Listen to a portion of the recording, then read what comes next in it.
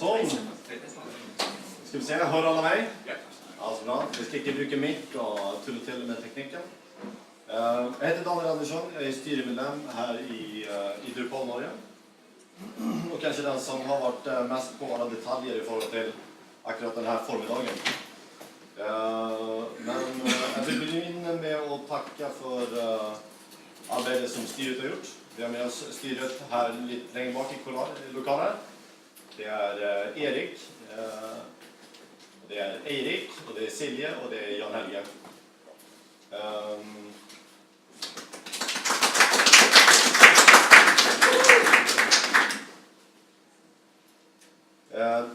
Denne første delen av campen er første gangen vi gjør det på denne måten.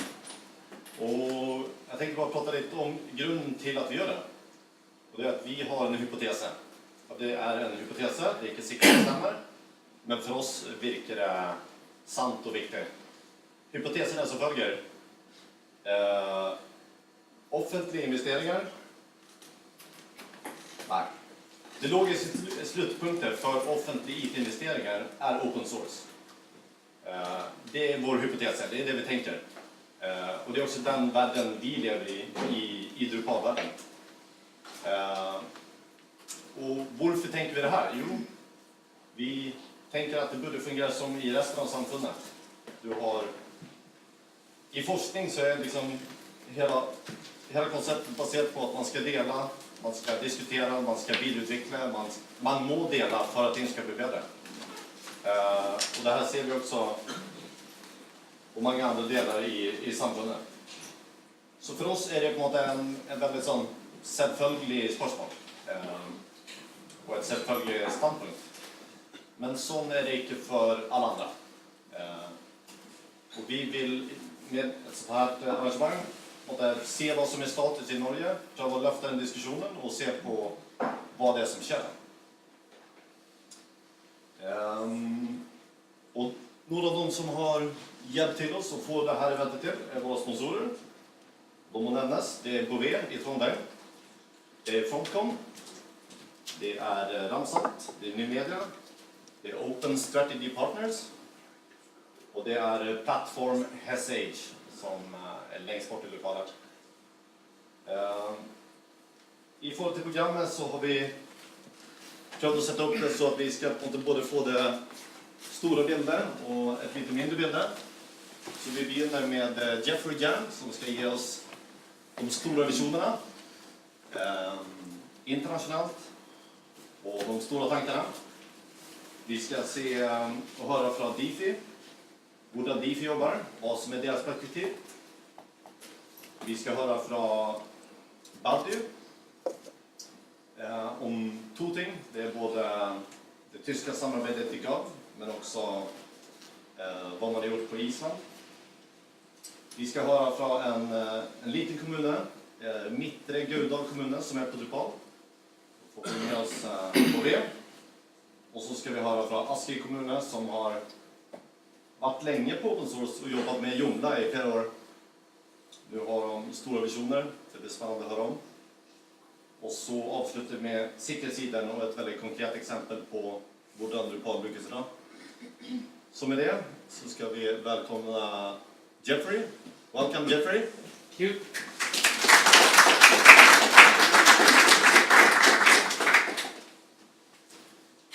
So, this is Tracy Evans. We founded OSP, Open Strategy Partners, together. While I'm plugging things in, why don't you start with, why don't you tell them about OSP?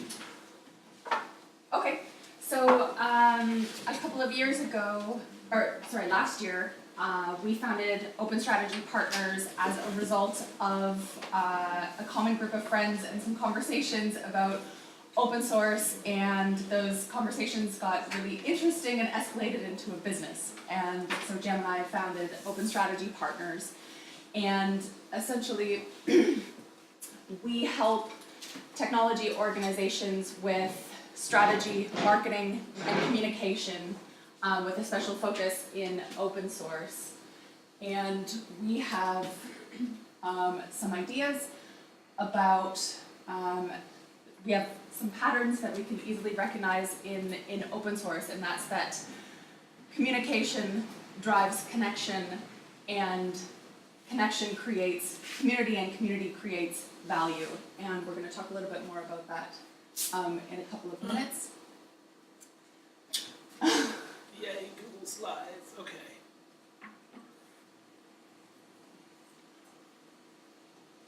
If anybody knows how to pop out the notes from the presentations without having to stop the presentation, could you please see me afterwards? Because now, wow, okay. It's a trick we really want to bring into our Yeah. repertoire. And now, is it in presenting mode? Oh, there we are. Got it back. Okay. All right. Okay, rewind. Rewind. Succeeding at digital government the open source way. Everyone, this is Tracy. We founded Open Hi. Strategy Partners. We help technology organizations with strategy, marketing, communications. And we're going to talk about stuff relevant to you today. Here. Pick it up again. You were there. Yes. So this is the visual diagram that we created that goes along with the blurb that I tried to do without my cue. And that's essentially that, so we help organizations communicate in order to connect with their community, and this community creates business value, or I guess in the case of government it would create citizen value. And this is our main focus at OSP. And this is some rebranding that we've done over the last, in the last month or two. And we've created this symbol for communication, connection, and growth to highlight what we do. So, why we're here today, or why Daniel's invited us to be here, is essentially JAM's extensive experience and network in the PHP and open source community, as well as some of our other team members, Ellie and Heather, have been in the Drupal community for a very long time and have a wide network of people in the Drupal and the open source community. And JAM has a lot of other very relevant experience. Doing some open source community consulting for the EU Commission, also some innovation in digital economy panelists for the German Green Party, and some other relevant keynotes for DrupalGov Canberra in 2015, and some UK local government work. And so JAM actually has to basically jump off the stage and fly to the airport to go to Vienna, but My helicopter is right now. But so I wanted to say a few words up here so that you will recognize me. Without the mustache, it's hard to be memorable, so I want to wave my hands a little bit and say, so that you can find me, and I'm happy to take your contact information if you have any questions or would like some connections in this space. I will collect your information, and JAM will then be able to connect you with the right people after. I assure you that Tracy knows stuff too. Yeah. Stuff, yes. So, I get to do the really easy part, and we'll kick things off about talking about what is digital government. And basically, it's about maximizing the use of technology and communications. It's about streamlining procedures for citizens. It's definitely about transparency, and also raising the quality of the government services offered to citizens. And it's also about helping to detect corruption. But what's more important is what is good digital government, and that's what we're going to go into depth about here. So the working definition for today. The working definition for today, exactly. So we've got a couple of key principles that we believe make up good digital government, and the first one being that it provides useful information and services online. It enables citizen participation and engagement. it promotes transparency and accountability, and it also supports innovation. And this is a high-level overview of that definition, but we're going to revisit this. Oh, sorry, efficiency, the most important. I forgot that there was one more. And so this is a high-level overview of what good digital government is, and we're going to talk about, we're going to share some examples of that and ask ourselves if open source is delivering good digital government. Thank you, Tracy. So, I never would have founded the business and never would have been able to have the business without Tracy's skills and abilities, and she's actually a hotshot MBA with a ton of industry experience, and she's the strategic and structural brains of the operation. So, yes, I just know how to put good words in a pretty order, and otherwise I don't need a personality or a sense of humor because I just ride behind this and it does the rest. The Organization of American States definition of digital government is pretty clear and pretty useful, but it definitely, for me, left out the concept of efficiency.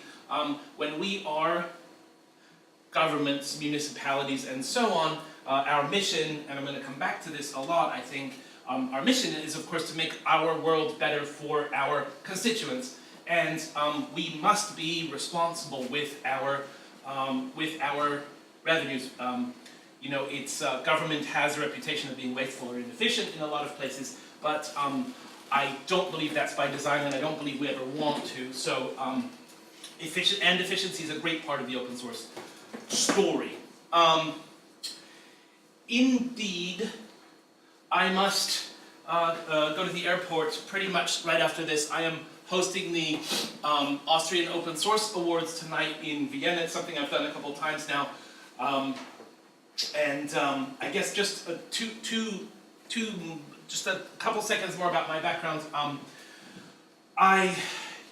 Drupal was my first open source project, and I was the 18th employee at Acquia, and when I left there were about 800 of us, and whatever you and I might think about Acquia, especially the early parts, 2008 for 4 or 5 years, you know, it was a really amazing organization to be in, really invested in open source, really opened the market for Drupal and for a lot of other projects, and it gave me the opportunity to meet a lot of people and learn about communication, learn the translation between technology and business, between business and government, for example, and how these things fit together and how these different people communicate and how they need to communicate with each other, and how more technical people have trouble talking about value and business people have more trouble understanding the practicalities of you know, what it means to deliver highly critical, detailed technology and so on. And this is the space that we've moved into with Open Strategy Partners, translating between these worlds. Building strategy and communications around that is what we do, and we do it well beyond the Drupal world. We have clients in PHP open source, including very worthy competition to Drupal. We have one of our clients is also involved in stuff written in Golang and doing hosting and all sorts of really exciting things. This is not a client pitch for us though, so we'll leave it there. Just to make sure that we're all on the same page, how many people are developers and Drupal service providers here? And I should have probably said, you know, PHP and open source service providers, so that Matthias can put up his hand as well. Matthias Boltnesniak is here this morning. He is from the Type 03 Association Board. Thank you very much for coming. It's great to see you, and you know, it's all open source, right? And how many of you are in local government, or any kind of government? I know you are.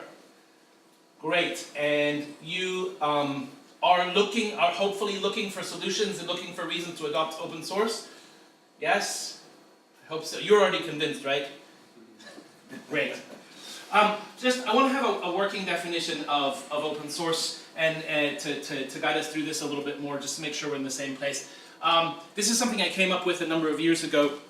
and it's just my shorthand for what we do and what we talk about. When we talk about open source software, we're allowed to use it. And we can use it for anything we want, and we can use it as long as we want, and nobody can take it away from us. And it's really, really important that whether I'm a government or an entrepreneur, that I have control of what I do. And you know, nobody can come to me and double a license fee. So it's really, really important that we're just allowed to use it. We're allowed to understand it. We're allowed to look at it and decide if it's secure enough for us, if it'll do what we want. And we don't have to pay to understand it. And a lot of other, you know, proprietary systems, even if we pay for it, we're not allowed to understand it, right? So we're allowed to understand it, and then we're allowed to make it what we need. And most powerfully, we're allowed to do whatever we want with it, right? So that means because we can share it and because we can give back, you know, we've formed these communities around our software packages, and we're all helping each other, and the idea is never fix the same bug twice, never write the same feature twice, and so on. But we're also allowed to take this and build businesses on it. We're allowed to sell it, we're allowed to sell services around it, and we're allowed to help each other. So I want to point out, you know, this virtuous circle means that we're not alone. It means that we have the power of, you know, in the case of a widely adopted CMS, open source CMS, you know, we have thousands or tens of thousands of people on our team working for us, with us right from the start. And then we have all sorts of great allies. For example, Patti, who's going to be talking later about Reykjavik, builds and maintains the DE-Gov distribution, which is expressly built for government websites in Germany, which I believe their needs must be very, very similar to Norwegian, Scandinavian, whatever government websites. So we have lots of friends and allies who are, you know, either commercially or, you know, as contribution, they can help us out. So it's a very, very powerful, virtuous circle, as I said. Another differentiator between proprietary and open source is with proprietary sources, with open source, we do have a license, right? But that license has a fee of 0. If you're a service provider, please never tell your potential clients that this stuff is free. That's bad expectation management, because we know IT projects are expensive and they're complicated and they take all this work that always costs money. But when I get to the point of having a license fee of 0, it means that the first crown, the first dollar, the first euro that I spend on my project, I'm getting value out of it. If I'm buying server, if I'm hiring my favorite designer, if I am building my feature, right, the money that I put into an open source project is mine and it's invested in my work, whether that's my local area or whatever the project is. So it's a very, very important differentiator. And then, of course, you're allowed to change it and make it exactly what you need on your time. And contact of ours, Patrick Aumont, using open source, he is I think he actually calls himself the webmaster, which is hilarious, but he runs Quebec.ca in Canada, and he said, you know, I never had to say no to my boss, right? Because he could make everything, he could make it the solution that he needed, which is fantastic. Last commercial point, I think, in Norway, you currently have a really, really lovely financial situation in this country, right? Much better than almost anywhere else.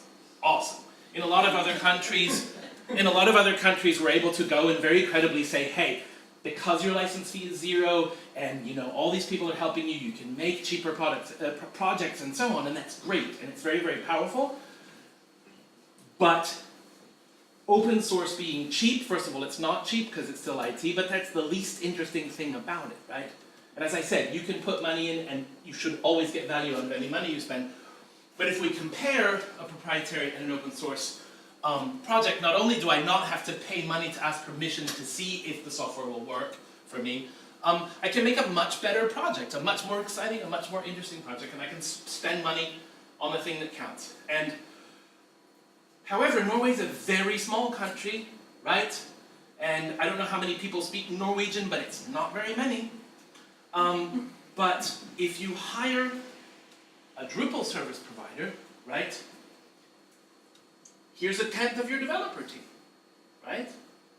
Now, Drupal's not the only great system out there, but it's one of a very few, small number of great systems with real backing, right? So you have a system where a lot of people have your back, and you're working with a lot of other people, and you can have a really high level of confidence that you're going to be able to get help. You might have to speak English to really get there, but if that's the only compromise, you know, I think that's not the worst, and there are a lot of great Drupal shops here in Norway. So, the digital government for today, and we should really see if open source software is delivering good digital government in the world. So we've color-coded these slides. Pink is now providing infrastructure, information and services online. I'm going to whip through a whole bunch of websites now, showing you in the different categories some interesting projects, and I'll stop at a couple of points for a couple of small anecdotes. New York State has invested very heavily in open source for a long time. The New York State, this is a very, very common, you'll see this UX pattern a lot in municipalities especially, and government websites. You do the classic research of what are the top 6 reasons why people come to, you know, your municipality's website, and in the UK, where I've spoken with a lot of different people in the municipality web business, it's, you know, pay your taxes, dump your rubbish, build an extension on your house, and, you know, apply for a parking space. And so this UX pattern has become very, very prevalent. Interestingly, I have a really good friend who works at the state of New York, and don't know if you follow American politics, but the State Attorney General of New York is almost literally at war with the President of the United States. And New York State has one of the most badass security teams you've ever seen to maintain their infrastructure, because they're constantly under attack because of this rather awful political situation in the country.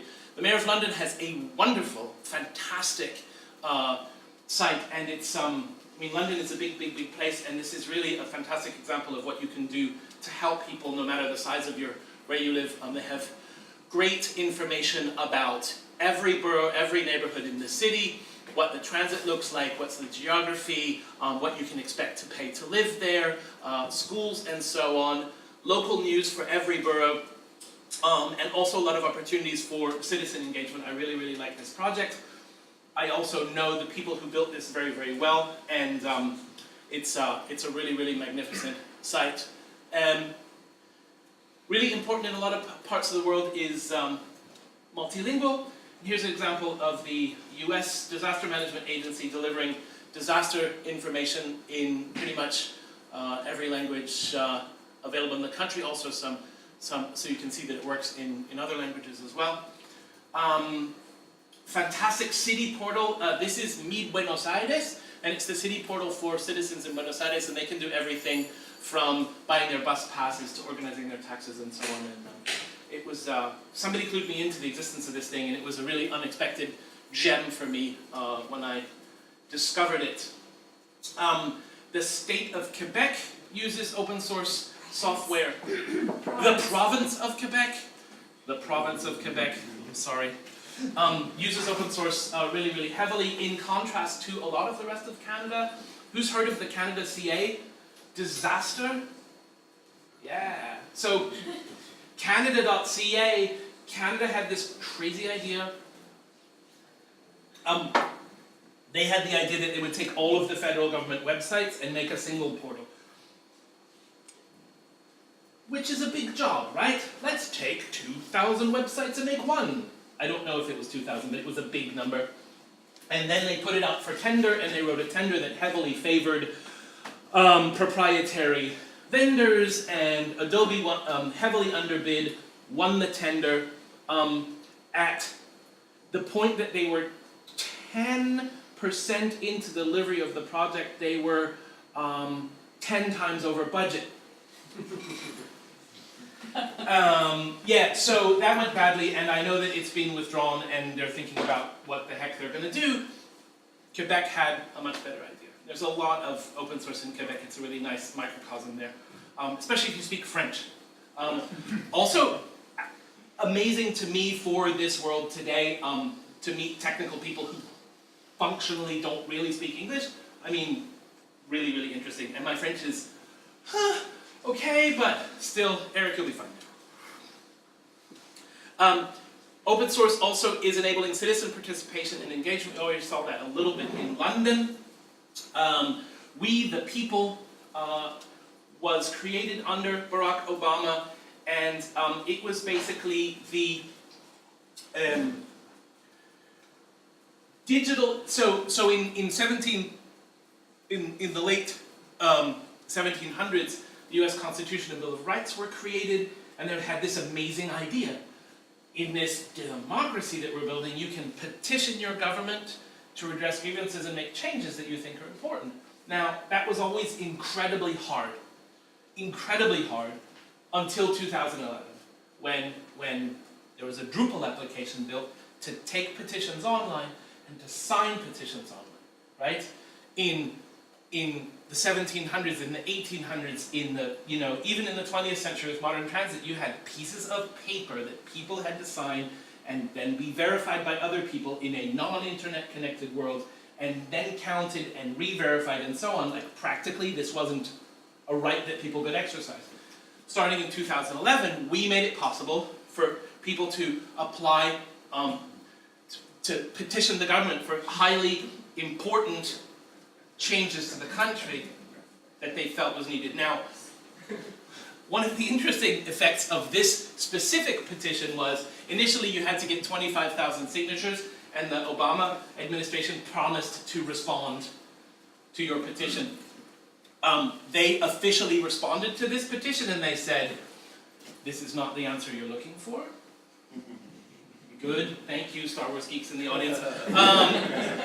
After this petition, you had to have 100,000 signatures before the government promised to respond. The current administration doesn't promise to respond anymore, but the application is still there. There's wonderful, wonderful efforts at change going on in India, and they're very, very heavily supported by open source software. There's a number of portals and educational institutes, and the government is very, very heavily investing in the right kind of technology, and it's incredibly gratifying to see. Now, transparency and accountability, this is a slightly broader topic than just showing you some websites. On a technical level, if any of you have not heard of DCAN, DCAN is the Drupal distribution for building open data portals. And open data is incredibly important to us.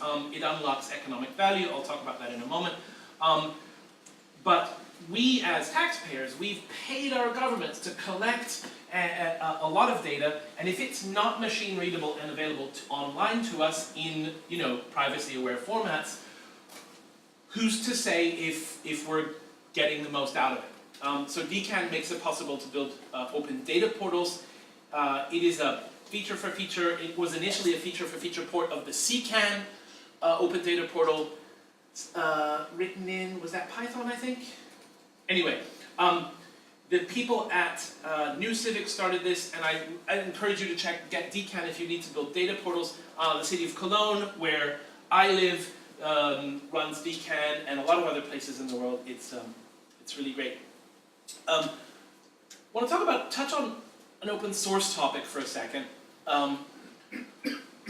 Open source, and especially widely adopted solutions, things that are installed 1,000 times, 10,000 times, 100,000 times, 1 million times, are very Darwinian. If I have a couple of different extensions that do similar things, right, when I'm just deciding which one I'm going to choose, I have the one that's been installed on 36 websites, and I have the one that's on 2,500 websites. I'm probably going to choose that one because it seems to be doing more for more people, unless I have a special reason why that one looks better. Jeff Eaton from Lullabot says, the quality is a common outcome of transparency. The bad dies or the bad gets fixed, right? So anything that a large number of open source people are using, you're not, malware and bad coding and security problems are not going to survive very long in our world. And I think that's fascinating. And people up to and including the Department of Defense in the United States have all acknowledged that yes, open is still secure, and I know that feels really 2010, that argument, sometimes, but I think it's really worth saying. Much more important today, transparency is only possible with open source, and it's, who gets really excited when they hear the word audit? Yeah! Shout out to the accountants in the house. Look at these things, okay? We have elections that we'd like to think reflect the views of our views, of our populace. We have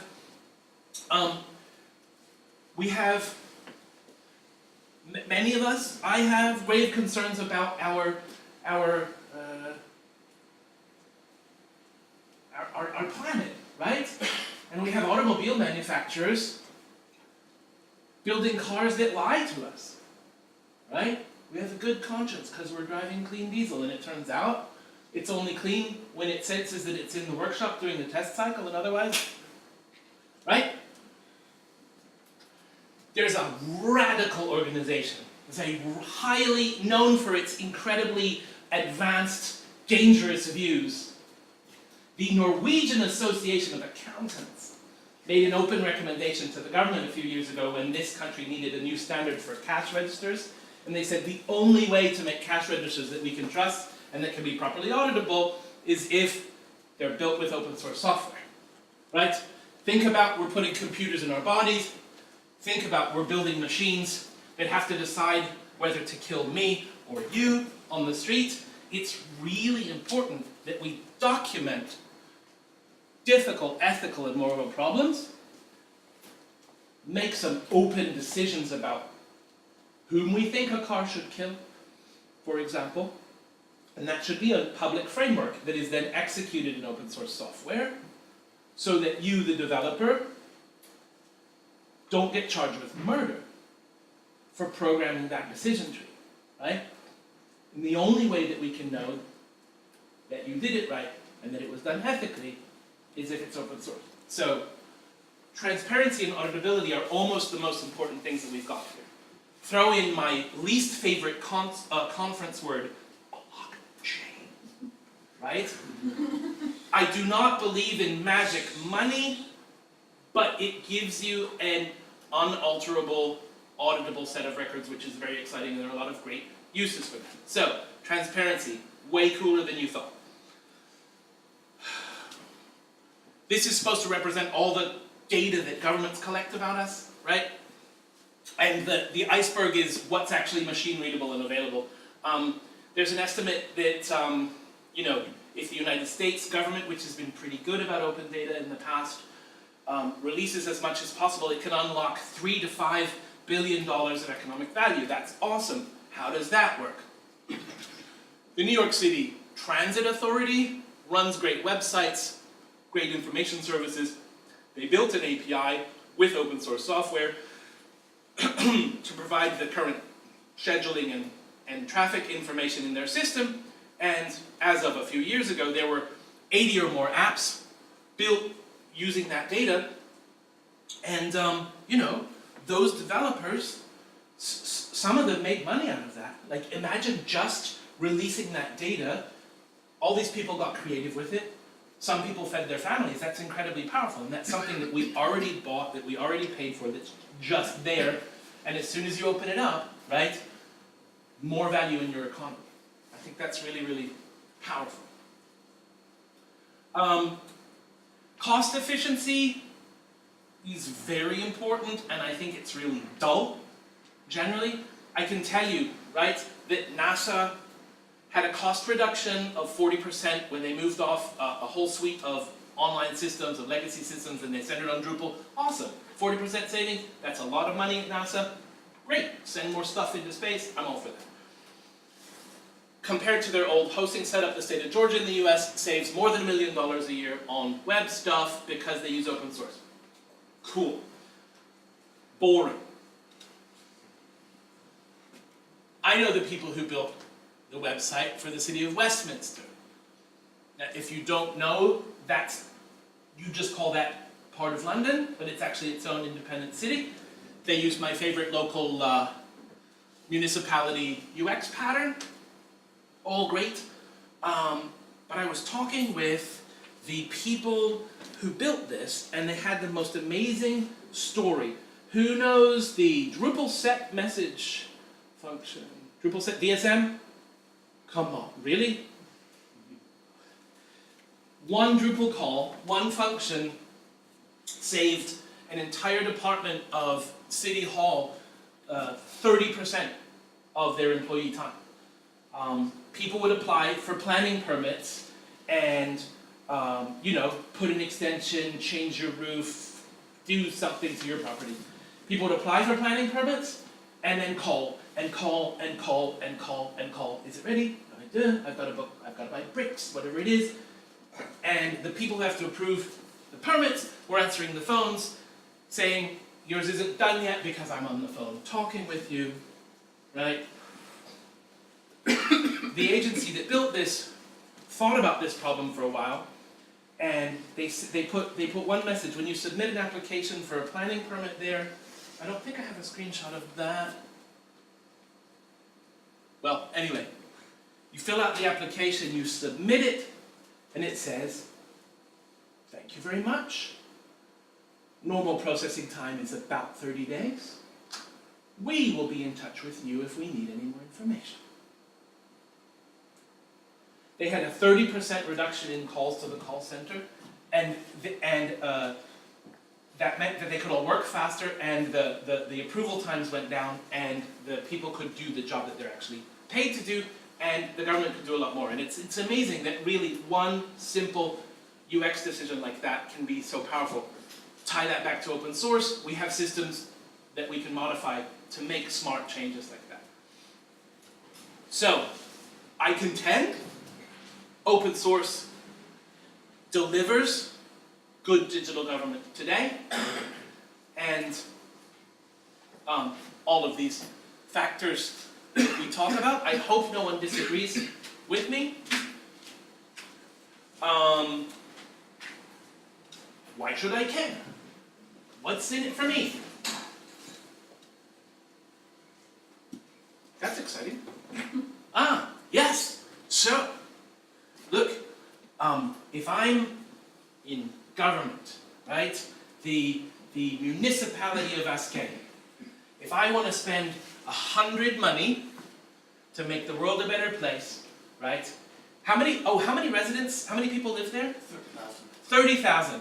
So, the Kommune of Ascay, they have a bunch of choices. It's Norway, I'm guessing there's a fjord or something, right? Yeah. So, bridge, really big bridge, large bridge. Somebody made the choice to spend 100 money. So we're talking about building government infrastructure now and investing. You have choices, and there's things you have to build physical infrastructure, right? But there's a really interesting contrast between classic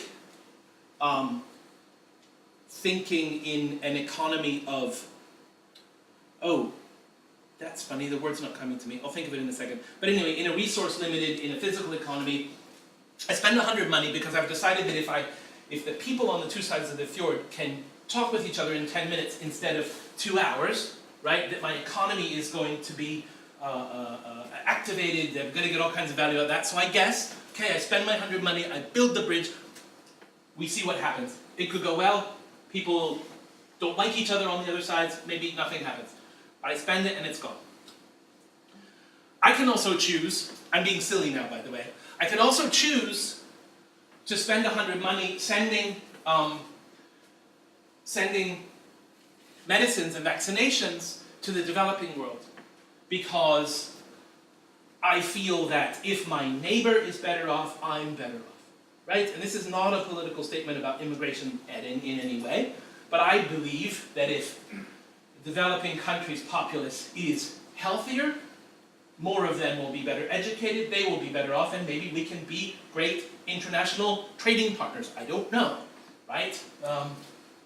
It's a legitimate government investment of 100 money. I spend it, they're healthier, we'll see what happens. it delivers some amount of value. I can choose to bomb those idiots on the other side of the fjord instead because I can't stand them, and I think the world will be a better place without them being there. How many times have you thought that? This is not my kind of politics, right? But governments make these choices. If I think the world's going to be a better place, I can invest that money in those things, and I can kill people, and hooray, okay? What if we build government infrastructure with open source software, right? What if we have DE-Gov? What if we have We the People? What if we have DCAN, right?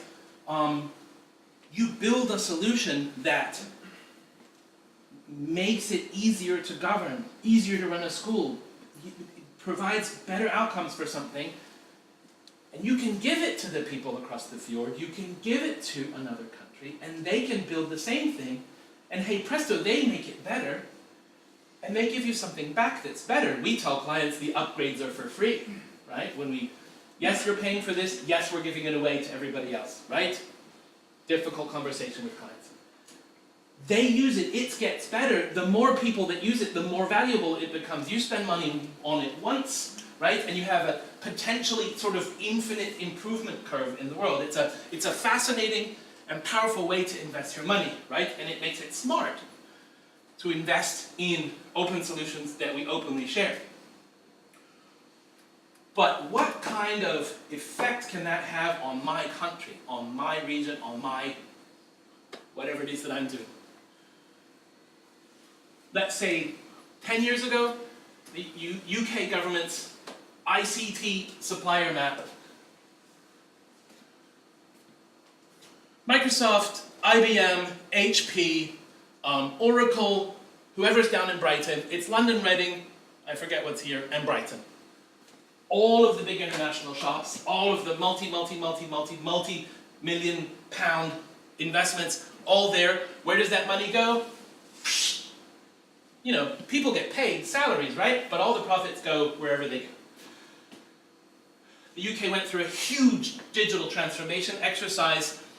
They started it in some test regions. This is not purely open source. They said, we now express a preference for open source solutions where they provide a similar technical, spectrum and better ROI.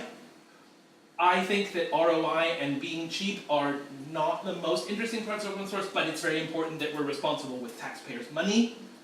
So, a preference for open source, a changed definition of getting, of working with security on government projects, a procurement process with a preference for projects under £100,000 were the key elements. More suppliers could bid on projects that they could handle. I can't handle a £10 million project, but I can handle an £85,000 project, right? With a company of 2, 3, 10 people. Really important set of definitions that they put in. This is the IT supplier map today. The money that the government spends goes there, to that country, except the amazingly lucky 5 companies in Ireland, but still, right?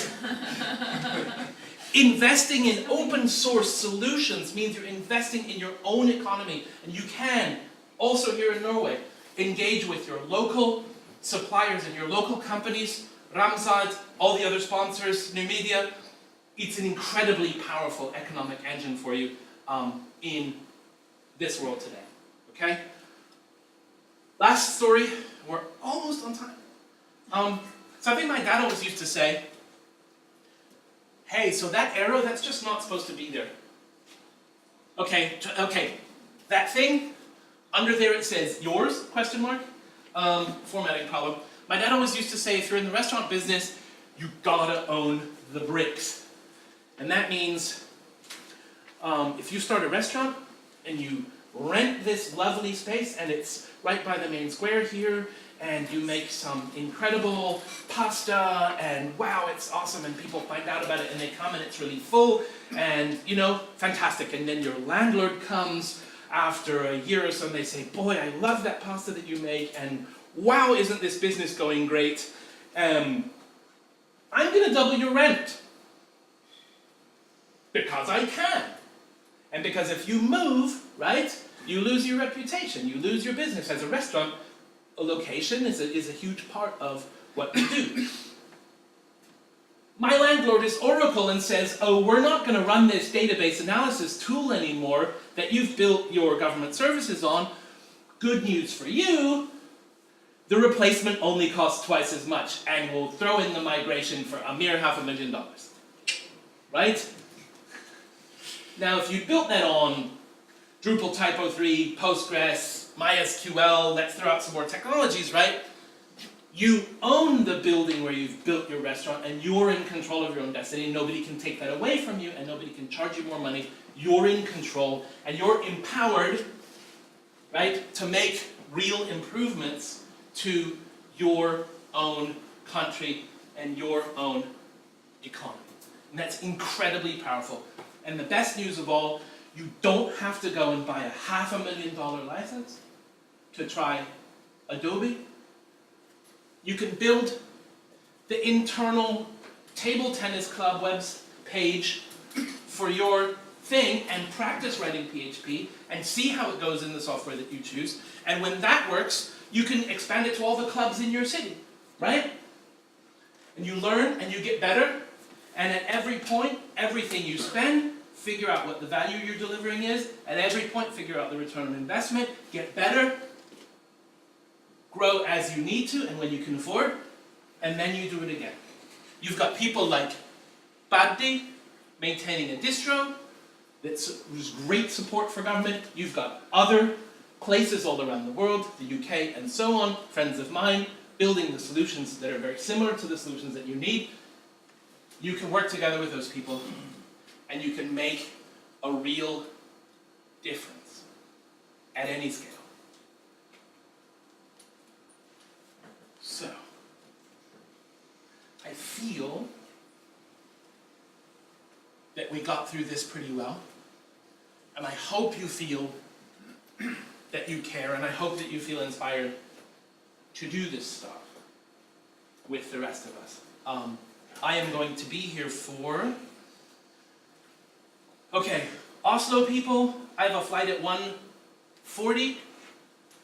When should I leave here? At 12? At the latest. Okay. Hey, so the super good news is I'm going to be here for 2 hours. I'm going to hang out in the back. If anybody wants to chat, I would love to chat. I'm relatively easy to find online. My business partner Tracy is here all day today and tomorrow. So please come talk to us, and thank you for so much for being so patient with me.